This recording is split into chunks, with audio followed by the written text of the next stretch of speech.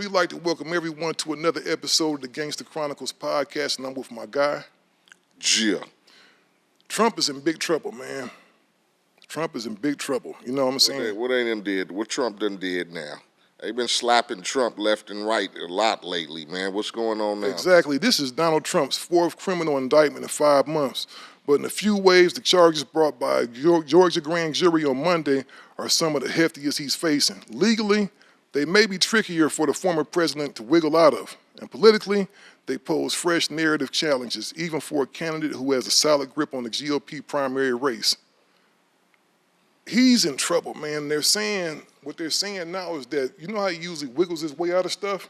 It may be a little bit more difficult for him. He may actually go to jail behind this, man. But I'm going to tell you what I believe is going to happen. And I don't know. I'm not going to claim to be the biggest political pundit on the planet, but what I think is going to happen is you're going to have one of these other nominees jump on the back of this right here, and that's going to be their whole campaign platform. Is I'm going to exonerate Donald Trump if I get in office, and all the Trump supporters going to go vote for him. That could be a slick way to try to get ahead of because like you said, I don't even think with all the shit that's going on with DT right now, he's still running. You feel me? He's still campaigning and running, so he's still running and doing his thing. I guess but when you got that power, man, motherfuckers wiggle out of shit when you in those positions. That's why I said I've never gotten too heavy into politics. Yeah, but check this out, though. This is what's interesting about it, though, dog. Trump has been charged alongside 18 other defendants, ranging from his high-profile allies like his former attorney Rudy Giuliani and former White House Chief of Staff Mark Meadows, to Travion Cuddy, a former publicist who pressured an election worker to falsely admit to committing election fraud. See, Travion Cuddy, she used to be Kanye West's publicist. She was the main one down there pressing this old lady. He even went to her house and said, this woman needs protection.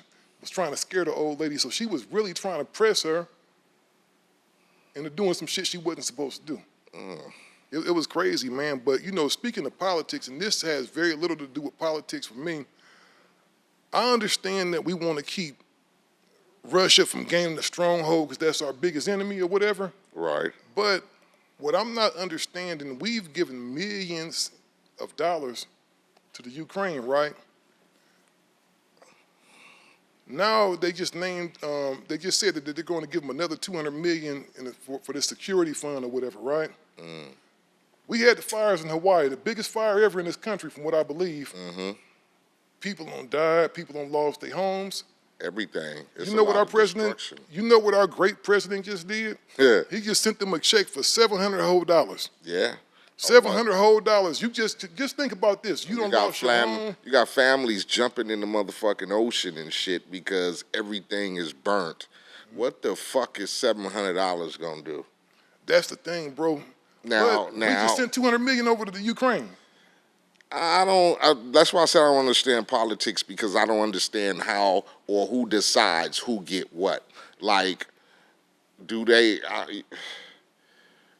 is it because, they got that saying that the enemy of my enemy or some shit? Yeah, the enemy of my enemy is my friend. So I guess they looking at it like, because we don't want to get into a boxing match with Russia. We want to stand on the side, but we gonna whatever y'all need, we gonna support. Now, who decides to where, when you got Hawaii burning like it is, who makes the decision to go, well, fuck it, let's just send them 700? Exactly, because me and you pay a lot of taxes every year, man. And then my thing is this, like, right, they set aside monies or whatever, and then they always talking about we in deficits and shit, right? But miraculously, we can come up with billions and billions, right, to allocate for everything to other else. people. And now I'm not saying that it's, we don't want to see nobody suffer and attack. That's the American way. Motherfuckers scream help. We going over there, the mighty power motherfuckers. We got the guns. We got everything. But it always seems like when it comes to problems at home, we can never fix problems at home. And we're going to have the homegirl Tesla and Figaro come on the show And I think that'd be a good idea to have Tez come on and talk about the infrastructure of our government when it comes to things like that, who gets money, who gets allocated what, because all I can see right now is living out here in Los Angeles, you got people living outside on the side of the freeways. Definitely. You have a huge homeless problem across the country. Yeah. You have the situation that's going on in Hawaii. I could think of a number of issues that we have on our own home front that this money could be allocated to. Yeah, we could have used 200 million, but then it's always a saying of, I don't know, it's some slick backwards shit that we ain't gonna do right, or motherfuckers always undercutting shit when it comes to us here.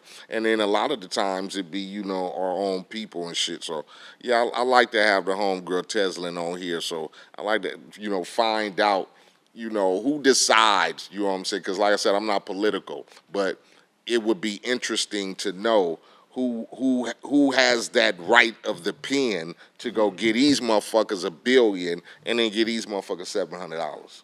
And that's what Teslin is great at. You know what Teslin is good at? Teslin is good at breaking down the whole political landscape for the average person sitting at home. Definitely.